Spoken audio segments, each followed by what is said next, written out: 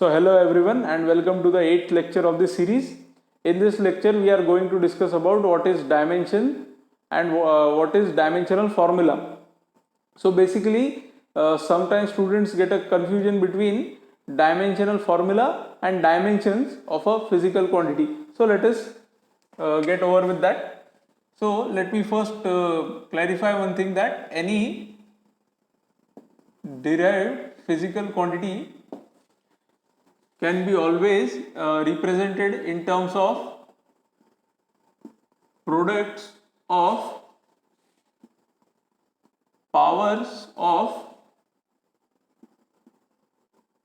fundamental physical quantities, right? So any derived physical quantity can always be represented in terms of products of powers of fundamental physical quantities. For example, let us take force here. So force, as we know, it is mass times acceleration. So we can write mass, acceleration can be written as rate of change of velocity.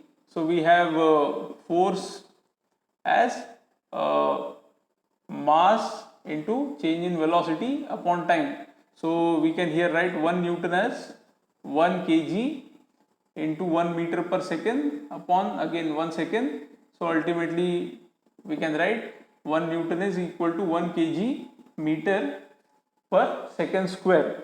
Now what we can do is, we already know the 7 fundamental physical quantities which are present in the SI system. I am just quickly listing the symbols for these. So L for length, then capital M for mass, then T for time obviously, then theta for temperature, then I or sometimes capital A for electric current, and mole again for amount of substance, and rarely we use this quantity which is luminous intensity. So either we use candela CD or something else, I don't know, because even I have not seen this quantity used in a dimensional formula. So basically these are the 6 quantities, and in the mechanics part we are only going to deal with length, mass and time. As we move on to thermal physics and electromagnetism, we are going to need current also. So here what we can do is, we can write the dimensional formula for force. It is customary to write the dimensional formula in square brackets. So here what we can do is, here we can write capital M for mass, this meter, so this is length, and this will be T to the power minus 2. So the dimensional formula for force is mL T to the power minus 2. So this is the dimensional formula, and here we can write the dimensions. So the dimensions of M 1, dimensions of length also 1, and dimensions of T minus 2. So these are the dimensions. Okay, so basically what are dimensions?